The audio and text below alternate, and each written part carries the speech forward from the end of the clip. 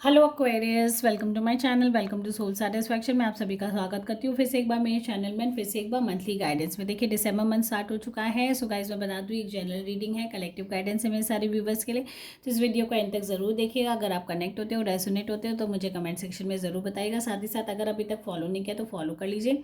सो आज हम लोग जो देखने वाले हैं वो है रिलेशनशिप रीडिंग। तो जितने भी एक्वेरियस सनशाइन वाले, अगर आपका रिलेशनशिप चल रहा है तो फर्स्ट ऑफ ऑल आपके पार्टनर की करंट एनर्जीज चेक करेंगे। नेक्स्ट हम लोग चेक करेंगे कि ओवरऑल आपका रिलेशनशिप इस मंथ कैसा रहने वाला है। इसके बाद हम लोग चेक करेंगे कि अगर किसी का नो कॉन्टैक्ट सिचुएशन चल रहा है, सेपरेशन चल रहा है, तो कैसी एनर्जी से कैसा रहने वाला है आपका ये मंथ।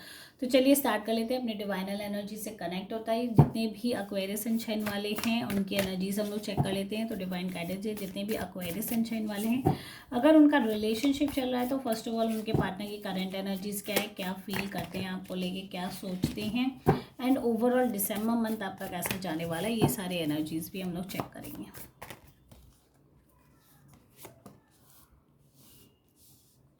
देखिए जो पहला कार्ड आया क्वीन ऑफ कप्स, बहुत ही उनको लगता है अब उनको लेके काफ़ी पॉजिटिव हो, which is good. The judgement का कार्ड आ चुका है यहाँ पे, एंड 5 ऑफ पेंटिकल्स की एनर्जीज है। ठीक है, तो जो आपके पार्टनर फील करते हैं वो ये है कि क्वीन ऑफ कप्स मतलब बहुत ज़्यादा इमोशनली आप उनसे अटैच्ड हो, बहुत ज़्यादा इमोशनल कनेक्शन, छोटी छोटी बातों को लेके पॉजिटिव हो जाते हैं। उनको कहीं ना कहीं ये चीज़ें अच्छी भी लगती है कि आप बहुत ज़्यादा ओवर केयरिंग, ओवर पोजेसिव हो, बट साथ ही साथ कभी कभी उनको ये भी लगता है कि इतना ज़्यादा पोजेसिवनेस और इतना ज़्यादा कंसर्न हो सकता है आगे की रिलेशनशिप के लिए हेल्दियर ना हो। ठीक है, तो ये उनको फील होता है। साथ ही साथ जजमेंट का कार्ड है, तो मुझे लगता है कि वो यही कोशिश करते हैं कि चीज़ें आप लोग दोनों के बीच में, रिलेशनशिप के बीच में, हो सकता है पास्ट में आप लोगों के रिलेशनशिप डेफिनेटली ब्रेक हुए हैं, एंड फिर से आप लोग दोनों को एक मौका दिया गया डिवाइन की तरफ से अपने आप को, अपनी इनर सेल्फ को और अपने रिलेशनशिप को समझने का मौका डेफिनेटली इस मंथ फिर से डिवाइन ने आपको दिया है। एंड 5 ऑफ पेंटिकल्स है, तो कहीं ना कहीं फाइनेंशियल इश्यूज आपको परेशान करके रखी, ये भी वो समझते हैं कि कोई फाइनेंशियल हर्डल्स है आपके लाइफ में जिसकी वजह से आपको एक स्टार्ट की, एक मौके की तलाश है, बट वो आपको मिल नहीं पा रहा है। तो उनको ये भी एहसास है कि कहीं ना कहीं फाइनेंशियली भी आप थोड़े से स्ट्रेस्ड आउट हो, एंड हेल्थ इश्यूज हो सकती है, कोई राइट अपॉर्चुनिटी कि आप अपनी लाइफ में वेट कर रहे हो बट आपको ये नहीं पता कि उस अपॉर्चुनिटी को ग्रैब कैसे किया जाता है। तो ये सारी चैलेंजेस डेफिनेटली आपके लाइफ में हैं, हर्डल्स है जो आपकी रिलेशनशिप में आ रही है, ना आपके पार्टनर यही फील करते हैं कि रिलेशनशिप को एंड आपको वो मौका दिया जाए अपने आप को प्रूव करने के लिए, बिकॉज कहीं ना कहीं आप दिल से प्रेयर भी करते हो सिचुएशन को इम्प्रोवाइज करने की। एंड देख लेते हैं ओवरऑल दिसंबर मंथ की कैसी एनर्जी से कैसा रहने वाला आपका ये मंथ। देखिए व्हील ऑफ फॉर्चून की भी एनर्जीज यहाँ नज़र आ रही है।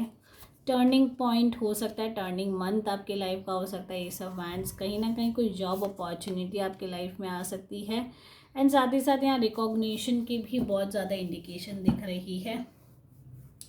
तो यहाँ मुझे लगता है आपके पार्टनर काफ़ी हद तक बहुत सपोर्टिव है। साथ ही साथ आप लोगों के सिचुएशन काफ़ी हद तक इम्प्रोवाइज और इम्प्रूव होने के यहाँ स्कोप नज़र आ रहे हैं, because the wheel of Fortune का कार्ड है, साथ ही साथ एस ऑफ वैंड्स है।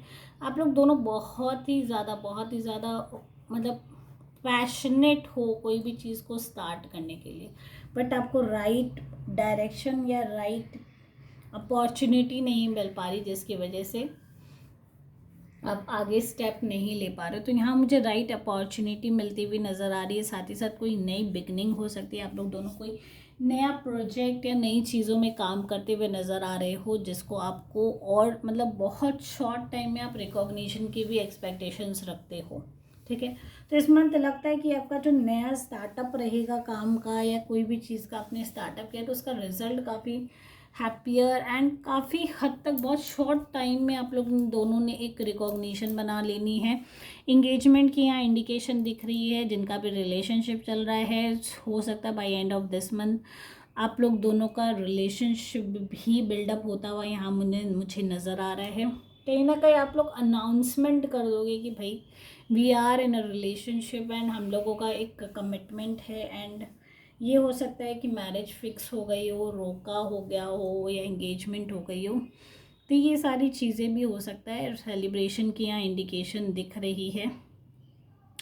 तो ये एक नई बिगनिंग भी, एक पैशनेट नए रिलेशनशिप की बिगनिंग की तरफ भी आप लोग मूव करते हुए नज़र आ रहे हो। बिकॉज जितना भी एफर्ट्स आपने पास में ट्राई किया है रिलेशनशिप को लेके, मतलब रिलेशनशिप को एक मैरिज की तरफ ले जाते हुए, बट फिर भी उसमें कंक्लूजन नहीं मिल पा रहा था, चीज़ें काम नहीं कर पा रही थी। कहीं ना कहीं कंटिन्यूसली आप डिवाइन से ये प्रे कर रहे थे कि भाई अब तो सामने वाला पर्सन एक स्टेप ले, एक फॉरवर्ड करे। बट हाँ, डेफिनेटली ये मंथ आ चुका है, दिसंबर मंथ वो ही है, द व्हील ऑफ फॉर्चून की एनर्जीज है।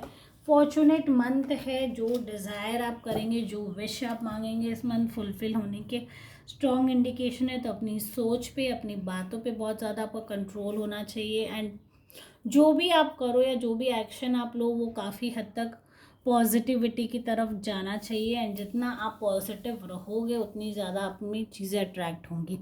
तो यहाँ डेफिनेटली एस ऑफ वैंड्स है, 6 ऑफ वैंड्स की एनर्जीज़ है। तो बहुत ज़्यादा डीपली इन लव है आप लोग, पैशनेट हो एक दूसरे को लेके। एंड डेफिनेटली एक नेक्स्ट लेवल में जाने की यहाँ इंडिकेशन मुझे नज़र आती है। ओके, सो अब हम लोग देखेंगे किसी का नो कॉन्टैक्ट सिचुएशन है, सेपरेशन है, तो कैसी एनर्जी से कैसा रहने वाला है आपका ये मंथ।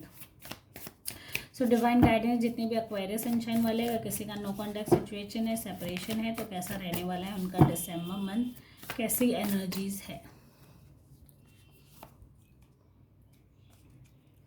10 ऑफ वैंड्स की एनर्जीज नज़र आ रही है, साथ ही साथ क्वीन ऑफ पेंटिकल्स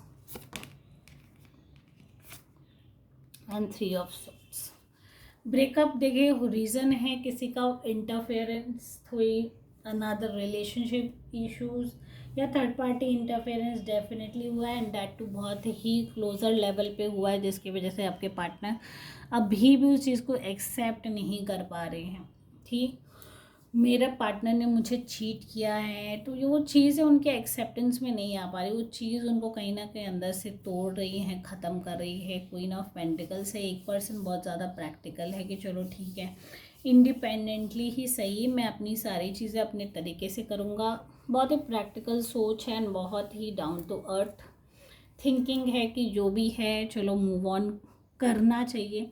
तो यहाँ 10 ऑफ वैंड्स है। कहीं ना कहीं एक पर्सन ने कम्प्लीटली माइंड सेट कर लिया कि मैं ये सिचुएशन से मूव ऑन कर जाऊँगा, क्योंकि ये सामने वाला पर्सन ऑलरेडी मूव्ड है। उन्होंने ऑलरेडी एक रिलेशनशिप में वो आ चुके। कहीं ना कहीं आपके पार्टनर के नॉलेज में जब ये आई कि आप रिलेशनशिप में हो, उन्होंने भी अपना माइंड सेट कर लिया कि मैं अब इस सिचुएशन से बाहर निकल जाऊँगा, मुझे इस रिलेशनशिप में बिल्कुल भी इंटरेस्ट नहीं है। कहीं ना कहीं वो एक आगे अपनी जितनी भी हार्ड जर्नी है उसको कंटिन्यू करने के लिए वो बिल्कुल रेडी है।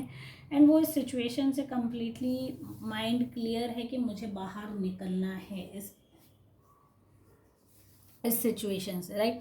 क्वीन ऑफ पेंटिकल से तो बहुत ज़्यादा प्रैक्टिकल नज़र आ रहे हो इस मंथ आप। अपनी डिसीजन मेकिंग पावर आपकी स्ट्रांग रह सकती है।